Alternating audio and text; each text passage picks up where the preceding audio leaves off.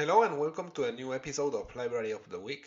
This is part of a series of articles I write on Medium about Python libraries, and I try to do them weekly. I make a video for each article, and you can find the link to the article in the description of the video. Today I'm going to talk about the OpenAI API client for Python. Before you use the API, you need to get an API key and have an account.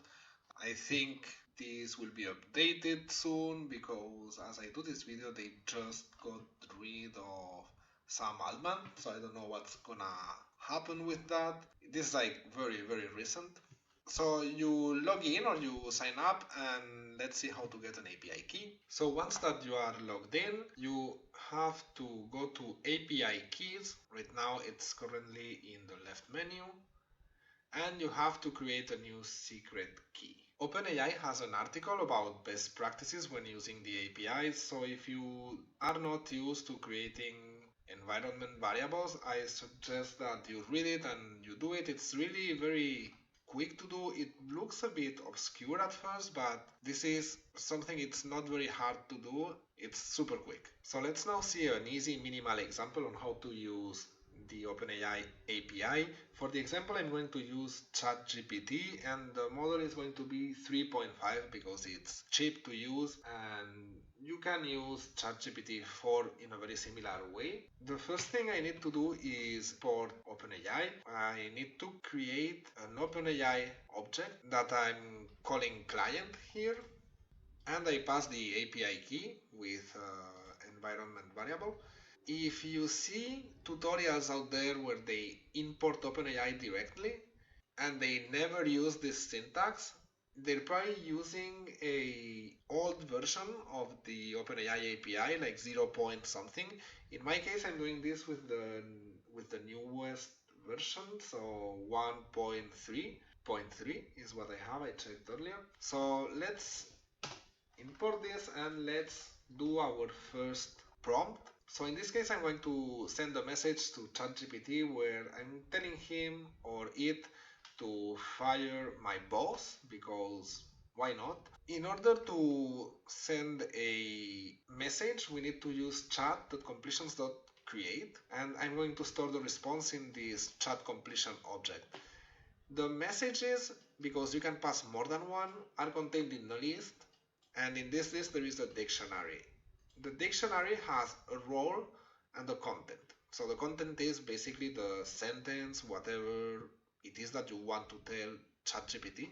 And the role is the role that this message is taking. So in this case, it's user. User is the most important role. There are 3 of them.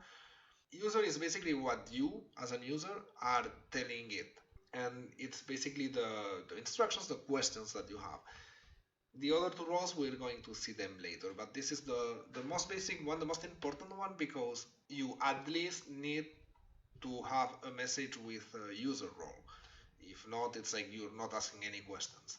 So the model is GPT 3.5 Turbo. I set the temperature to 1. This is the default, so I could have avoided it, but it's just to show you that you can play with values between 0 and 1.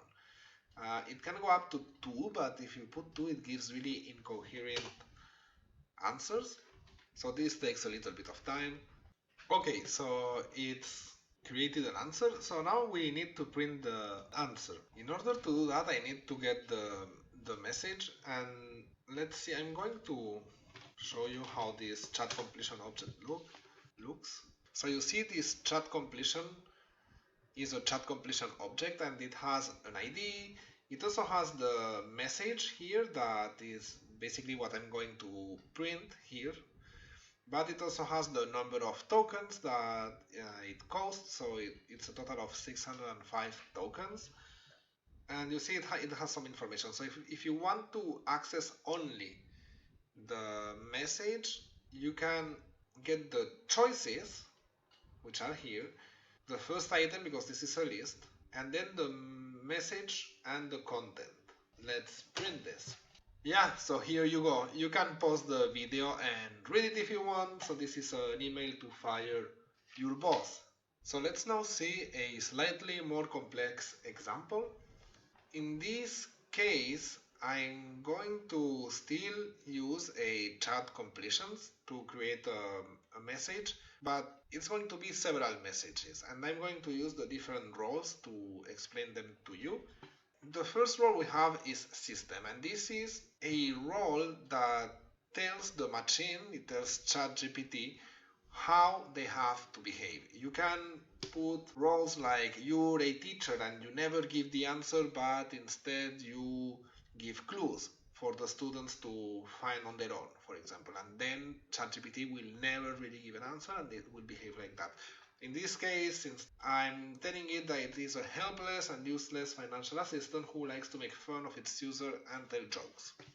Then the other role that we have, so we have user that we just saw before, but we also have assistant, and assistant is a role that you pass after user, and this tells ChatGPT how to answer the next questions based on previous questions. So this is like if he had answered to you like this before, but you're just telling him. So for example, I pass a question, what are our profits this year? And the assistant answers, our profits this year are like a secret agent. You don't see them much, but when they show up, it's always in style with a touch of mystery and a hint of, are you sure this is the right number? Okay, so this is obviously a joke, so I'm telling ChatGPT to answer like this. By the way, this was also written by ChatGPT. So now let's ask this question. What companies are listed in the CAC 40 French index?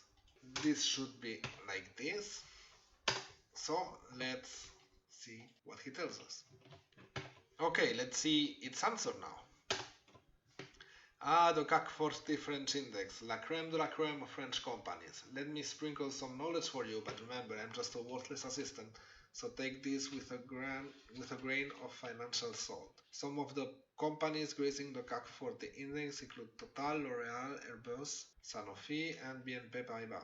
Now these companies are in the big leagues, so don't ask me for any autographs or stock tips.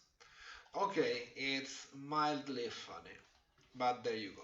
Now the next example I want to show you is really a bit more serious. Now that we saw the roles, I want to define a function, because the interest of having an API instead of the classic chat that we probably all know already by this time is that you can integrate all this in applications that you build. And using Python functions, you can do things like create text dynamically, so the prompts can be created dynamically based on several types of user inputs. And another setting that is very useful is that we can force, or we can ask ChatGPT to return the response message in the form of a JSON. And this is a very good format for our applications to use. So here is a function I created. It's called getInfo, and you see it only has one parameter that doesn't have default values, so one mandatory parameter, which is a company name. This function asks ChatGPT to give us information about a company. The thing is that it has optional parameters. They're all set to true except for debug. I'll tell you about this in a second, but it's very simple. Only if the user sets one of these to false, the report or the answer of ChatGPT will not include one of these, right?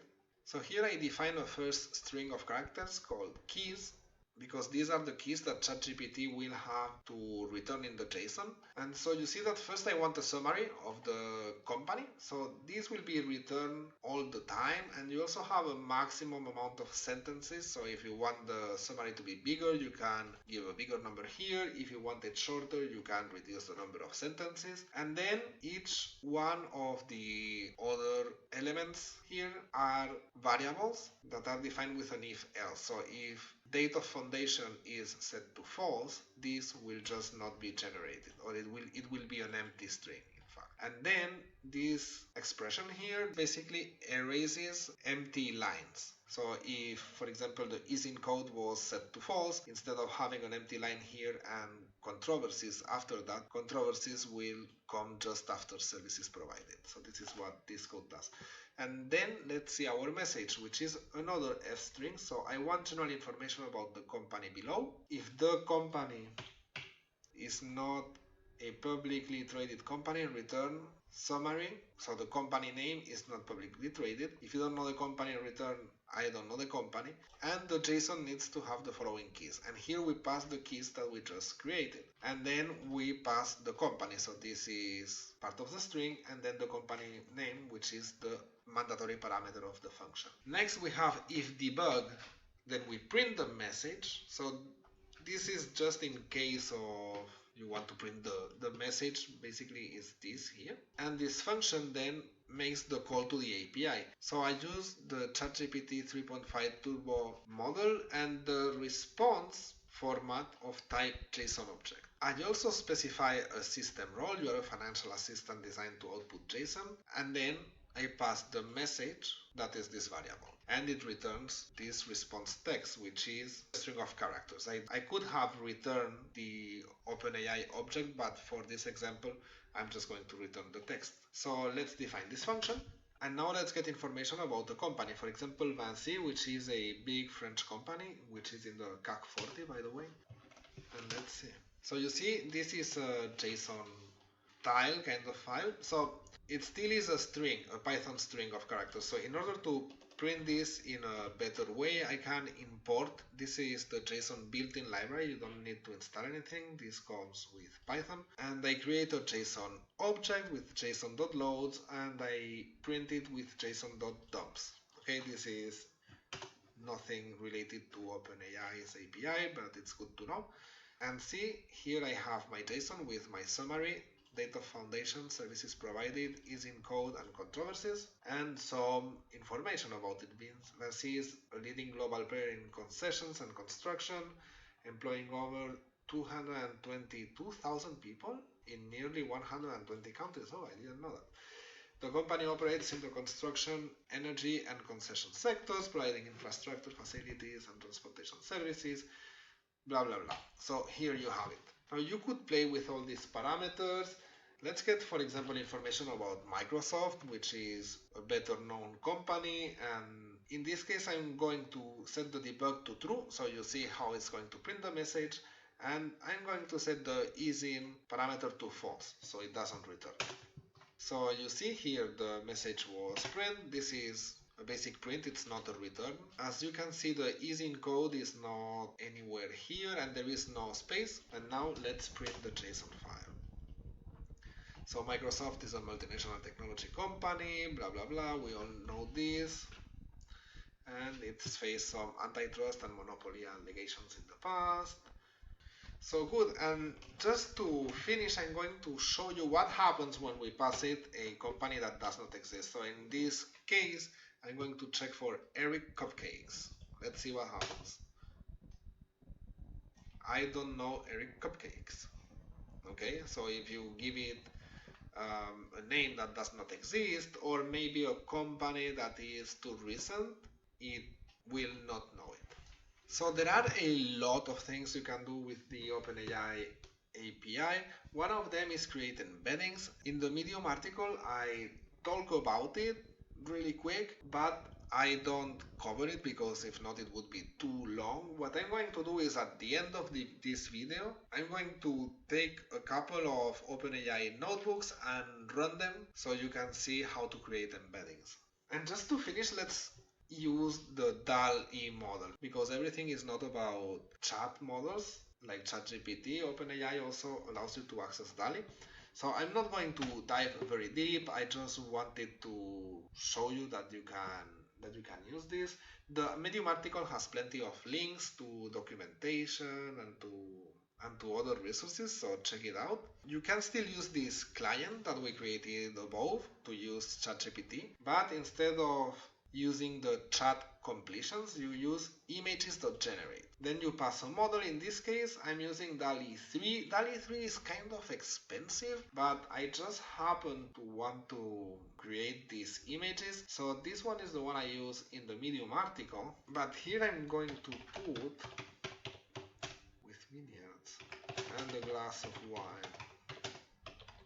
So let's see what this does. 124 by 124, this will be an output, this will be a square image, and the quality is standard. I could use HD quality, but standard will be fine for now.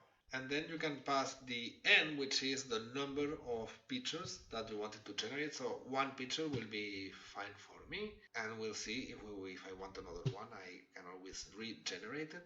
So you pass model prompt, the size of the picture. By the way, this parameter cannot take any value. You can check the API documentation, but there is 3 possible values. The bigger the image, the more you pay, obviously. And quality, this does not come in DALL-E 2. There is only one quality for DALL-E 2. But for DALL-E 3, you can choose standard or HD quality. So okay, let's run it. And you'll see the answer of this is going to be a URL, and that URL sends you to an image. You have 1 hour to get that image and download it. So let's print this URL. And one thing that you have to notice is that for DALL-E 3, your prompts are revised. So this is automatic. Let's see, this should be fine.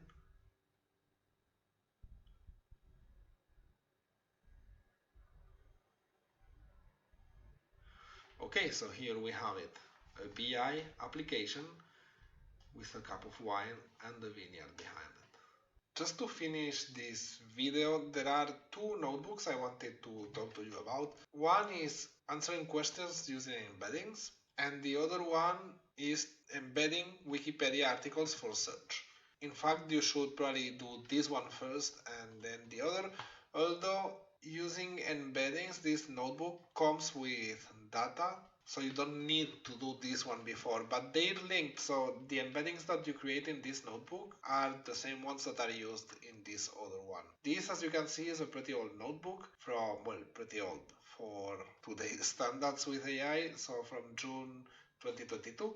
And this one is a bit more recent, from April of 2023. If you want to run them, and this is what I'm going to show you, it's super well explained, but what I'm going to show you is how you can run them easily. You can open them in GitHub, so you can probably run them around here, but if not, you can copy the raw file, come to your Jupyter notebook, and let's create a new file. It can be called like this. I'm going to rename it, and here I paste all these Jupyter notebooks. So by the way, if you didn't know what a Jupyter notebook looks like in text, yeah, it's all a big JSON, and I save it, and now I just have to rename this and with the extension, right? So I'm going to call this embeddings notebook dot IPYNB. Okay, you need to set the extension IPYNB, and now you can use it like this. But there are better ways. I don't know if better, I like this way, but there are other ways to get to run the notebook. But this is not what I wanted to show you, how to do this, but instead what I wanted to show you is how the old API, not that old, but you know, the API, the version 0 point something, look. So you see it imports OpenAI, okay, and so the first thing you want to do here is erase this. Well, you can keep it, but I guess it's better to do this quickly, and import OpenAI in the new way, right? And create this client object. Okay, and you need to install all the libraries. I run this in a different environment earlier. So let me install all these libraries and I'm with you in a second. Okay, so I'm back. I imported OS, so I installed all these libraries, MW client, which is used to download articles from Wikipedia. This parser from hell, MW parser from hell. which splits Wikipedia articles into sections. Pandas, well, that was already installed. Tick token, and this one is used to count tokens, okay? And I also imported OS because I need it for the API key here. So once that you have defined your client, you can start running the notebook. The first thing is to collect the documents. So this is basically you connect to Wikipedia and you get the Winter Olympics information. So this is what this titles from category function does. It returns all the titles from the Wikipedia category Winter Olympics. And see, it found 732 article titles. Then this document chunks the documents. So here it's all very well described. So I really don't want to be too long. This step takes long though. So since I don't want to be waiting for it to chunk all the documents, I'm going to introduce a little bit of code here to make it break so I can continue running the notebook. So I'm in this all subsection from title function.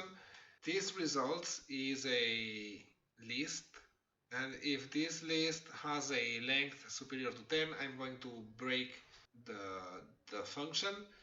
So let's define these functions.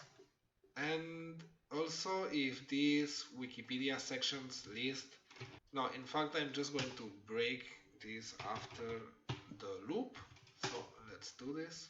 And okay, so you see I have still 10 sections. So if not, this can take some time, like a few minutes. And for the example right now, I want to be quick. So next it defines some extra cleaning functions. So all this is classic cleaning for text. So this is Wikipedia articles, HTML.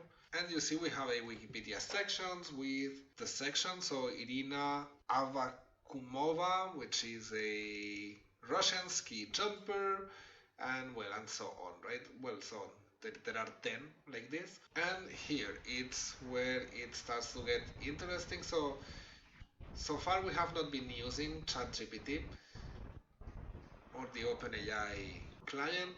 So the model we're going to use is GPT 3.5 Turbo. And well, these functions are basically to split our content into smaller subsections. So let's see how this works. And as you can see, so far it's been working. Our first Wikipedia section has been split properly.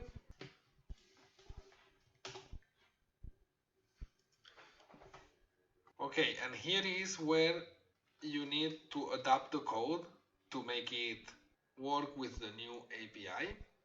And so you see you have this response object which is created directly with OpenAI. So here we have client, and this is not embedding anymore, it's embeddings. Embeddings with a small e. But all this can be found in the API documentation, and in the Medium article I give you the equivalences that you have to change. And in this for loop for I, B, E in enumerate response data, it is not response data like that, it's response dot data. And then the I and B, BE elements are also accessed, like this. So it's B dot index and E dot embedding. What did I do? And it's response data. Okay. And I think this should be good. Okay. And you can save. Okay, I'm going to put it here. And here we have the embeddings, the 10 embeddings I just created, okay? So I'm not explaining this very much. I'm not going to explain the other notebook, but you're going to have to do the same. You have to change and adapt it to the new API. It's well explained, it's a bit complex, but it's really worth it. And so The general idea is you create the embeddings first, so this is the kind of thing you can do with your company information, for example, and then you can use these embeddings to give better information in your prompt so he can answer based on your company information. So that's it for today. I hope you enjoyed this video. Like it if you liked it, subscribe to the channel and click on the notification bell. It would help me tremendously. And if there is a Python library you would want me to talk about, just leave a message in the comments below and I will get back to you soon. Until next time.